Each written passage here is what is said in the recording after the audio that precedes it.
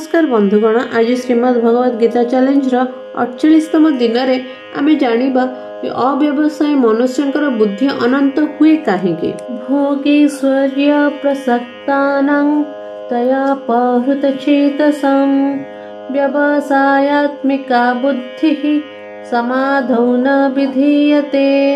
अर्थात से पुष्पित वाणी द्वारा जहांकर अंतकरण अपहृत हो जाइछि, अर्थात भोग आड़क आकर्षित होइछि एवं जो माने भोग और ऐश्वर्य अत्यंत आसक्त से मनुष्य मानकर परमात्मा प्रति एक निश्चयात्मिका बुद्धि हुए नहीं।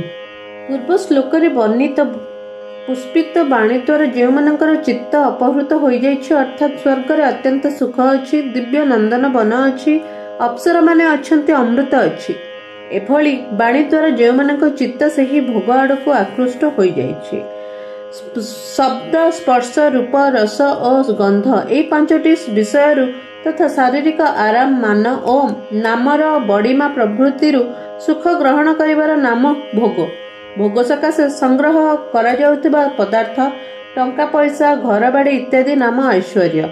एही भोग और ऐश्वर्य रे जहांकर आसक्ति, प्रिय भाव, आकर्षण रहिछि, एथिरे सेमानकर महत्व बुद्धि रहिछि। सेमानंकु भोगैश्वर्य प्रसक्ता नाम कुहा जाइछि। जो माने केवल भोग ऐश्वर्य रे बुड़ी रहंती से माने आसुरी संपत्ति संपन्न, प्राणर नाम असु, एवं जो माने एही प्राण को बंचाई रखिबा पई चाहंती से ही प्राण पोषण परायण लोकंकर नाम असुर। से माने शरीर को प्राधान्य दे पार्थिव अथवा स्वर्गीय भोग उपभोग करने को चाहती। एठी जो राजसी मनुष्यंकर वर्णना हेउछि सेमानंक कथा भगवान 16 अध्याय रे आसुरी संपत्ति युक्त मनुष्यंकर वर्णना कला बेले कामोपभोग परमा एता बदिति निश्चिताः प्रसक्ताः काम भोगेषु प्रभृति पदमानंकरे कहिसंती। सुतरां जो माने केवल भोग उपभोग करने को चाहती से माने आसुरी संपत्ति युक्त, जहाँ मनुष्य जन्मर वास्तविक ध्येय जो मनुष्य शरीर मिली से ही परमात्मा को ही प्राप्त करने आवश्यक। एपरी व्यवसायत्मिक बुद्धि से ही लोकंकर हुए नहीं। तात्पर्य है जो भोग उपभोग करा जाय सारछि, जो भोग उपभोग करा जाय पारे, जो भोग विषय शुणा जाइछि एवं जो भोग विषय शुणा जाय परिबो सेही सबुर संस्कार जोगु बुद्धि रे मलिनता आसे। सेही मलिनता जोगु संसार सर्वथा विरक्त होई केवल परमात्मा अभिमुखी हेबार दृढ़ निश्चय हुए नहीं।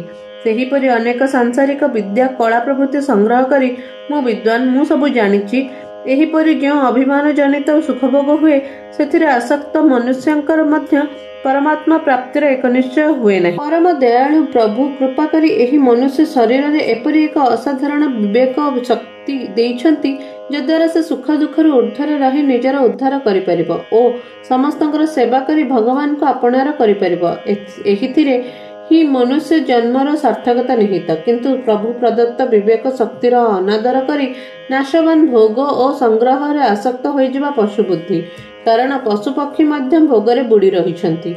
यदि सेमानक परि मनुष्य मध्य भोगरे बुड़ी रहिबो तेबे पशु पक्षी और मनुष्यंक मध्य पार्थक्य कौन रहिला?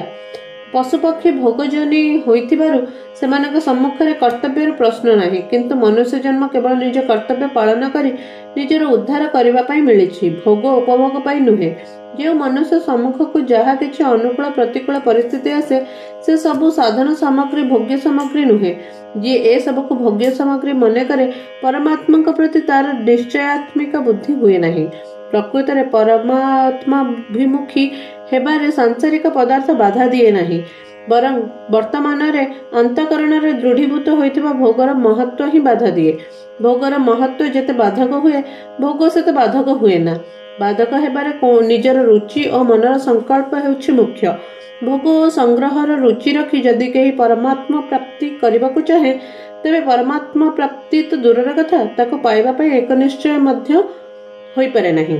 कारण जेउठी परमात्मा को अभिमुखी हेबार रुचि रहिछि सेठी भोगर रुचि मध्य रहिछि। भोग और संग्रह रे तथा मान बड़ीमा आराम रे रुचि थिबा पर्यंत कही हेले एक निश्चय करी परमात्मा प्रति मन दे पारिबो नहीं। कारण ताहार अंतकरण भोगर रुचि द्वारा अपहृत होइछि, ताहार समस्त शक्ति भोग और संग्रह रे नियोजित होई जाइछि। आत्मकल्याण रे जदि कोनोसी प्रतिबंधक थाए ତାହା ହେଉଛି ଭୋଗ ଓ ଐଶ୍ୱର୍ଯ୍ୟର ସଂଗ୍ରହର ଇଚ୍ଛା। ଜାଲରେ ପଡ଼ିଥିବା ମାଛ ଯେପରି ଆଗକୁ ଯାଇପାରେ ନାହିଁ, ସେହିପରି ଭୋଗ ଓ ସଂଗ୍ରହରେ ଜଡ଼ିତ ମନୁଷ୍ୟର ଦୃଷ୍ଟି ପରମାତ୍ମାଭିମୁଖୀ ହୋଇପାରେ ନାହିଁ। କେବଳ ସେତିକି ନୁହେଁ, ଭୋଗ ଓ ସଂଗ୍ରହରେ ଆସକ୍ତ ମନୁଷ୍ୟ ପରମାତ୍ମା ପ୍ରାପ୍ତିର ନିଶ୍ଚୟ ମଧ୍ୟ କରିପାରେ ନାହିଁ। ଯିଏ ସଂସାରକୁ ସତ୍ୟ ମନେ କରୁଛି, ତା ପାଇଁ କର୍ମଯୋଗ ଶୀଘ୍ର ସିଦ୍ଧିପ୍ରଦ।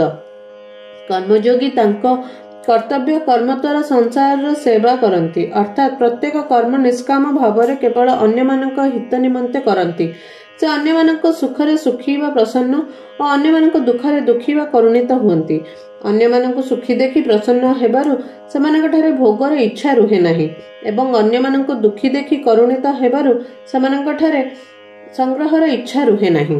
ତ୍ୟାଗ ଦ୍ୱାରା ହିଁ ପ୍ରକୃତ ସେବା ସମ୍ଭବ, ଅର୍ଥାତ୍ ଭୋଗ ଓ ସଂଗ୍ରହର ଇଚ୍ଛା ସମ୍ପୂର୍ଣ୍ଣ ନଷ୍ଟ ହୋଇଗଲେ ହିଁ ପ୍ରକୃତ ସେବା ହୁଏ, ନଚେତ୍ ଦେଖାଣିଆ ସେବା ହୁଏ। ମାତ୍ର ପ୍ରକୃତ ସେବାର ସମସ୍ତଙ୍କର ହିତ କରିବାର ଉଦ୍ଦେଶ୍ୟ ଥିଲେ ଦେଖାଣିଆ ସେବା ମଧ୍ୟ ପ୍ରକୃତ ସେବାରେ ପରିଣତ ହୋଇଯାଏ। ଜୟ ଜଗନ୍ନାଥ।